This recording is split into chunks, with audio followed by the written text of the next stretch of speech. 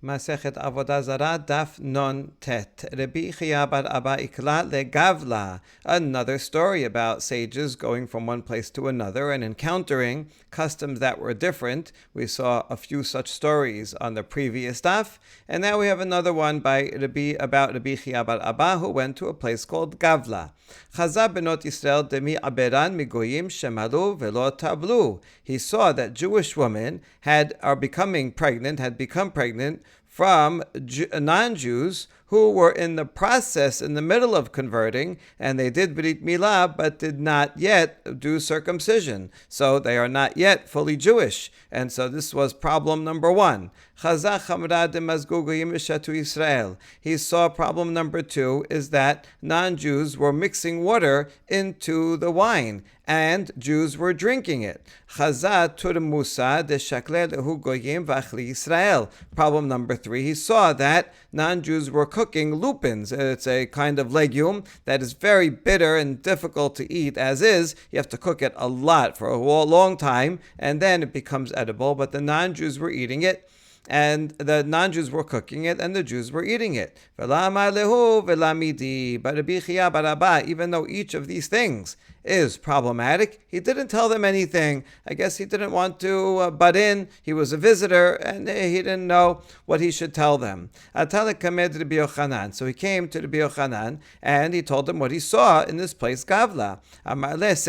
Rabbi Yochanan says, go back there and tell them that their children are mamzerim. These children, that their fathers are not Jewish. They did Brit Milah, but they didn't yet do Tevilah. So their mothers are Jewish and their fathers are only half Jewish, not yet fully Jewish. The children are mamzerim.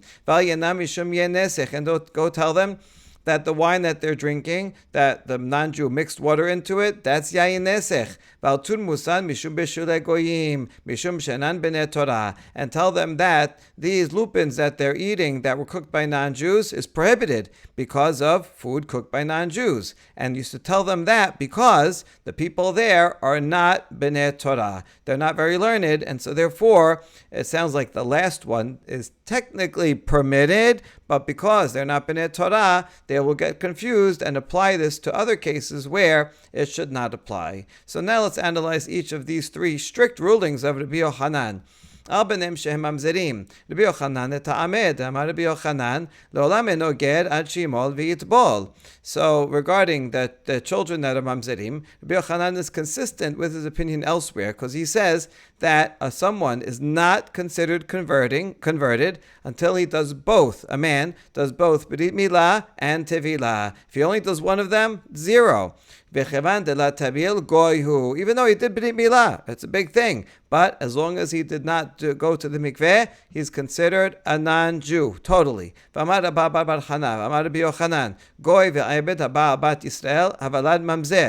furthermore, Rabba bar Chana said, name Rabbi Yochanan, that a non-Jew or a non-Jewish slave, or a non-Jew or an Eved Kanaani who has relations with a Jew and has a child, a Jewish woman, the child is a mamzer. This is not the halacha. Halacha is that a mamzer is a result of adultery, incest, and so on, but is not the result of a Jew and a non-Jew, although that's prohibited, but the child will not be a mamzer lahalacha. But Rabbi Yochanan thought that a child would be a mamzer from such a prohibited relationship. And so therefore, put these two opinions of Rabbi Yochanan together and tell them, although maybe they think, this guy already had a Brit Milah, so he's kind of Jewish. That's what they're thinking. Tell them they're wrong.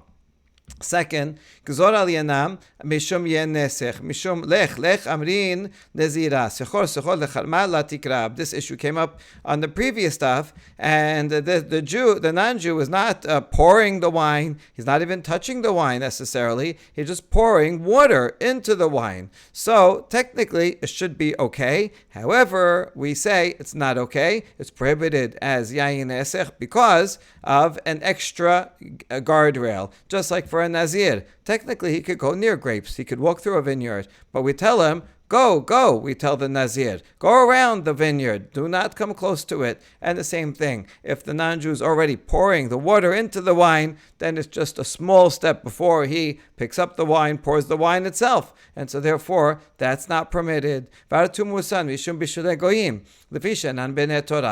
third thing Rabbi Yochanan says, as regarding the lupins, that they're prohibited because the non-Jew is cooking them. And you tell them this because they are not b'nei Torah. So you're saying the only reason to tell them it's prohibited is because they're not knowledgeable. If they were knowledgeable, then it would be permitted. But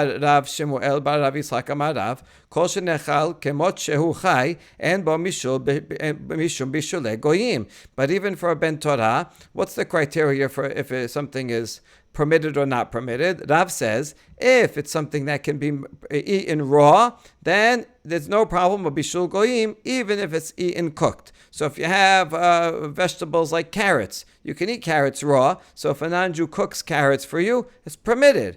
But lupins are not like that. Lupins are bitter and horrible to eat raw. You need to cook for a long time. It's like the prime example of something that needs 100% needs cooking. And therefore, even a ben Torah would not be permitted to eat lupins cooked by non-Jews. So what do you mean? Because they're not b'nei Torah, that's why it's not allowed. It's not allowed to anybody. And the answer is, Rabbi Yochanan ki yachlishana sebir aled, amar Rav Shmuel bar Rav Yitzchak amar Rav, kol she'eno oleh l'shulchan shel melachim l'lapet bo tapat en bo mishum bishulei goyim tamad enan b'nei Torah ha b'nei Torah shareh. Rabbi Yochanan follows the other opinion regarding bishul goyim that is said in the name of Rav. Anything that would not go up onto the table of a king to eat the bread with, there's no problem with bishul goyim. Bishul goyim is only a problem with fancy foods that a king would eat. But lupins is a very low level food, poor man's food, and the king would not eat it. Therefore, although it cannot be eaten raw, still it's permitted as for bishul goyim according to Rav's definition, because it's not a king food. So therefore, really for a ben Torah, it will be permitted. The only reason he said the reason he said it's prohibited is because they are not b'nei Torah. If you tell them this is allowed, they won't know that that's the reason. And then the next day, when the non-Jew cooks a nice steak for them, they'll eat that too. No, but that would certainly be prohibited. So it's only because they're not b'nei Torah. If it was a ben Torah, then the ben Torah would know, oh, this is permitted because it's not a food for a king. But they'll know if it's food for a king, then they'll stay away from it. Question that they asked Rav Kahana: can a non-Jew carry the grapes to the wine press? It's not wine; he's just carrying the grapes. Amar lehu asur mishum lech amrina nezira sechos lecharma lot latikra. So Rav Kana says no, it's prohibited. Not that it's prohibited mekat hadin. It's not wine yet. Until we learned before, it's not prohibited until it turns into wine and flows down into the lower vat. But Rav Kana was stringent and said it's prohibited because just like we tell the Nazir, go far, go around the vineyard, don't even come close. So we want the non-Jews to be far away and not be involved even in any part of the production of the wine even beforehand. Rav Yamar challenged Rav Kahana's stringency from a baraita that says, Goy shehevi anavim lagat besalin, if a non-Jew did carry grapes to the wine press in baskets, ube dodorin, or small barrels.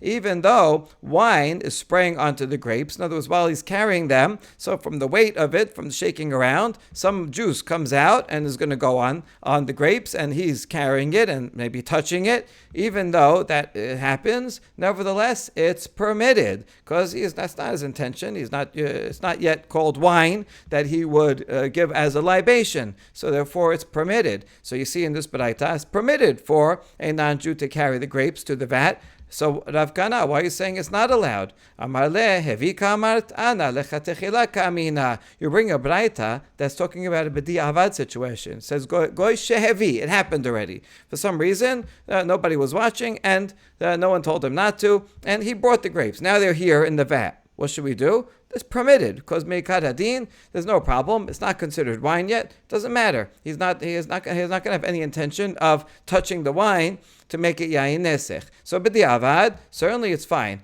Rav Kana says, I was saying lecha techila, you should stay far away. The whole thing of stay far away is a gezerah. Be careful. Don't even come close. Once he's there touching it, stepping on it, then he's going to go down and he's going to touch it in the lower vat also. So keep him far away from the whole process.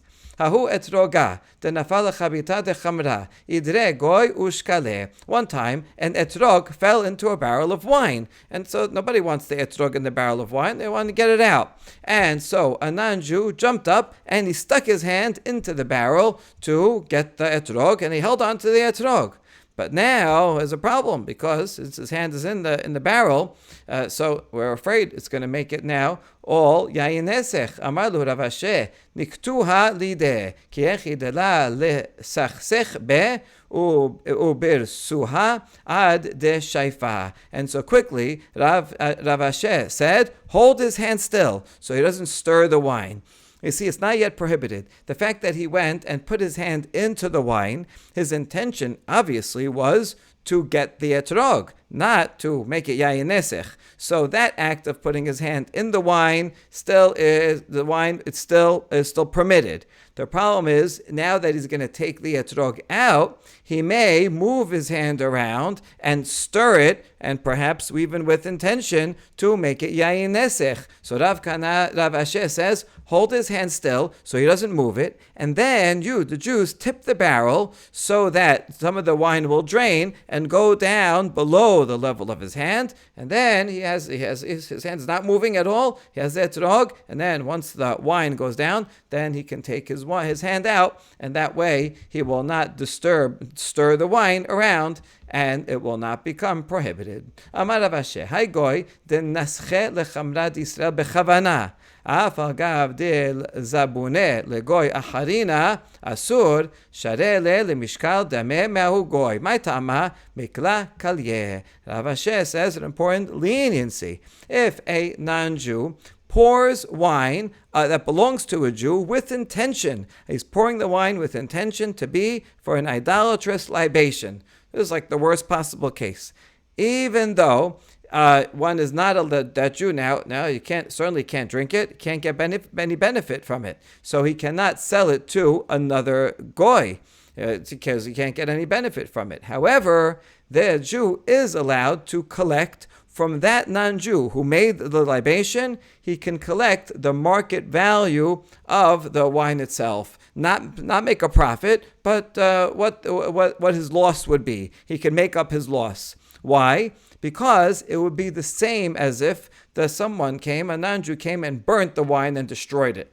And so you say you have to pay for damages. I had here a barrel of wine worth $100. Someone comes and destroys it, so they have to pay. Take him to court. So this non-Jew, by pouring it as yayin nesech, effectively he destroyed it, even though it's there physically intact, but the Jew can get no benefit from it. So he says, I'm suing you for damages. So he doesn't have to lose out totally. He can't drink it, he can't sell it on the market, he can't make a profit from it, but he can collect damages from the non-Jew who came and did that. Amar Rav Asher, Mena Amina La, Rav Asher says, what's my source? De Tanya, Goy shenisech yeno shel Israel, shelo bifnei Avoda Zara, asur. A Braita teaches that a non-Jew that poured wine of a Jew, even if it's not in front of an idol, still the wine becomes prohibited. V'Rabbi Yehuda ben Baba, V'Rabbi Yehuda ben Betera matirin. However, there's another opinion of two Rabbi Yehudas, one ben Baba and one ben Betera, and they say it's permitted, so because it's not in front of an idol. Mishum shenei devarim, because of two reasons. First of all, the non-Jews only pour their wine libations in front of the idol, and there was no idol here.